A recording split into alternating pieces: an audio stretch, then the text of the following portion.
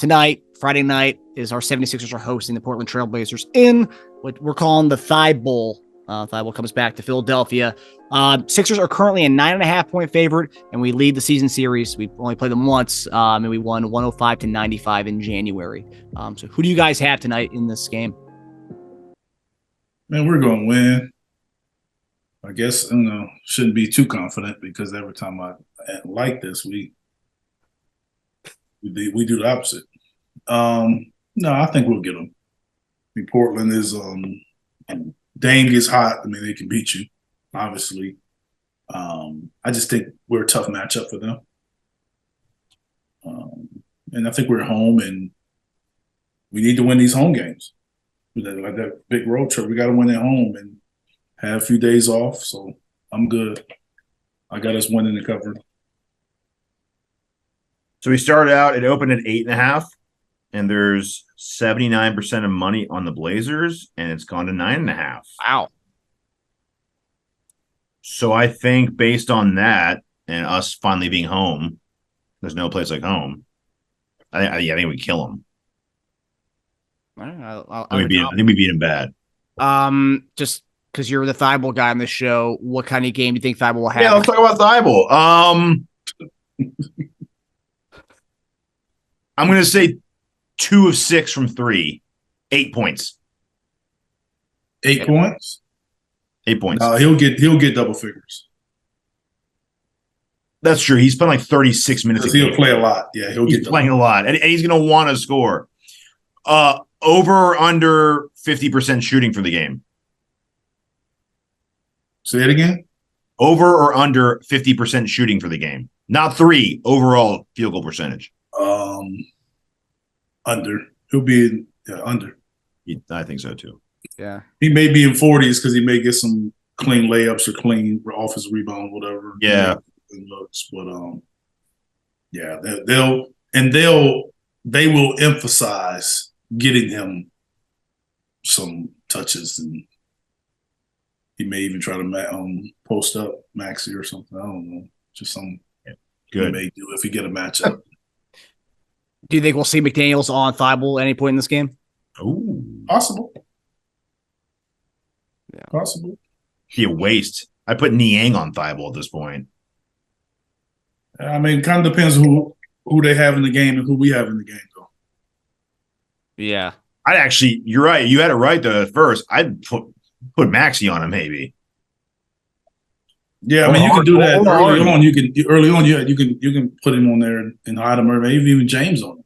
But it kind of depends on. I mean, I think you got to put James on him because Maxey's going to have to guard Lillard to start the game. I mean, who else we going to put on Lillard? Yep, it's true. So James will probably be on him. James will give him some looks. James will give him some looks at least. See if he's gonna make a few before. James would definitely do that. Yeah, and then DeAnthony Melton subbing in will guard. I assume Melton will probably get some Lillard minutes tonight too. Yes, when he comes in, yes, that's the best That's actually the best matchup. Well, yeah, so I mean, they may bring him in early for that reason. Mm-hmm. There was an article that Keith Pompey of the Inquirer posted today. I guess he did an interview with Thybulle. Thybulle said it's been really nice to feel wanted. In the article he quoted was saying, for me specifically, I feel like there was a lot more fear-based play in Philadelphia as opposed to what I'm doing here in Portland. So essentially he's playing free there because there's really no expectations there, whereas we do have expectations. Is that what that means to you? Fear isn't necessary. I don't think that's the right word. But it happens with a lot of guys, especially younger guys. It's like you're afraid to make a mistake. Your mistakes are magnified more than maybe the other guy. That goes on around the league. A starter has, quote unquote, a longer leash than a reserve. A star player or a superstar player has a longer leash than a starter. That's not new. That's not new. So I understand what he's trying to say. I don't think fear is necessarily the right word, but I do think that once he kind of went into the situation where he was playing, and then the thing with Toronto happened, I think it became, and then after the thing with Toronto happened, the extension talks happened. And then once that kind of happened, then the training camp, and he wasn't in the rotation. So I think it was a combination of things that kind of built up to that point. I don't think it was just necessarily the fear of getting taken out the game. I think it was the fear, the awareness of, look, if I do anything wrong or if it's not going right, I'm getting taken out. Fear of missing. Say it again. Fear of missing. Well, I mean, a lot of it, but that's the thing about being a reserve. It's not necessarily always about him individually. The team goes on the run, you can come out. And he didn't do anything wrong. That happens a lot. Yeah. A team goes on the run, the reserves are in there. You made your one shot. He hits a three, but the team goes on the run. Guess what? Everybody's coming out. Yeah. So I've seen that happen. And I've seen that happen with a top player, and everybody came out except for the top player. You know what I'm saying? So you have that situation, then you don't have here's the one thing he will not say publicly, but I'll say it. He did not feel like he had the confidence of management and the locker room behind him. And that's his right. And the other guys may feel differently. They may feel like they did. But saying fear of whatever fear, he does not feel like he had the backing of anyone. Green light. For him to not even, I don't even think it's about shooting as much as it is about playing, being productive, being confident in your playing. If you feel like you are supported, then you'll have that. You won't have that fear if you feel like you're supported. Mm-hmm. So, but that's not us, like odd or a surprise in professional sports. Yeah. You're a professional.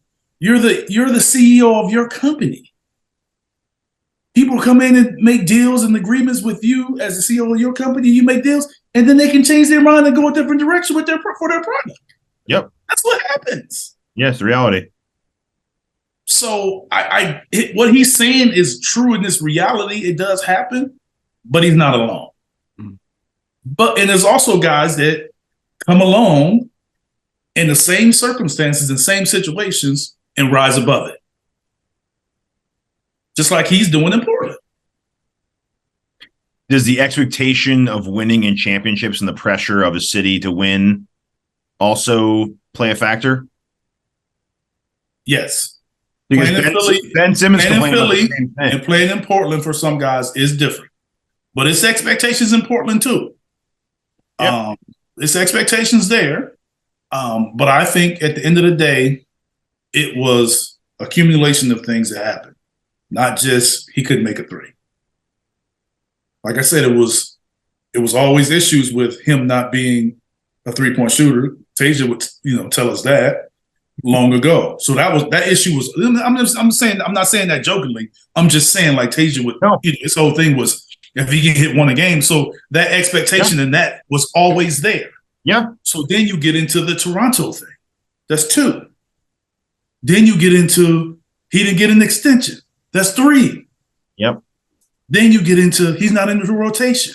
That's four. That's basically all within 6 months. Yep. And then you're a free agent. The writing was on the wall. We knew it. Yeah. So let him go and do what he's capable of doing. It's interesting because Ben Simmons alluded to the same thing, like saying he wished he was drafted by something like this. Wish he was drafted by a team with no expectations. He would have been a lot more free and played better, but he came into a place that already wanted to win and we were winning, so he couldn't do certain things and try certain things. We were winning when we got mad? It was the number one pick, right? No, but the expectation. Well, he missed a year. Remember? So when he finally started playing, we were ready to start making moves. It was like all right, let's go now. You know? Oh, I thought that's what you would want in the league. That's what I always said. I was like, wait a minute, hold on. Wouldn't you want to win? I didn't see the quote, so I don't really understand that. So yeah, he said something about like usually when you're a number one pick, you get selected to a bad team, so you can kind of feel yourself and kind of get like used to the game. Whereas here, when he started finally playing the following season after hurting himself, the expectation and all of that was already there with like, all right, like it's time to start winning games type thing.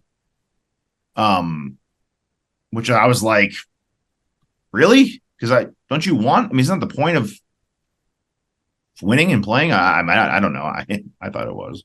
Yeah. Well, that's Jock Vaughn's problem now. Yeah. Okay, so final. His first year, we were third in the East, and that was the year we lost to the Celtics in the second round. Oh, the Bellinelli shot. Yep. Scary Terry. Oof. The expectations were there. We weren't championship yet, but winning was a part of the story for sure. We grew fast. Yeah, we did.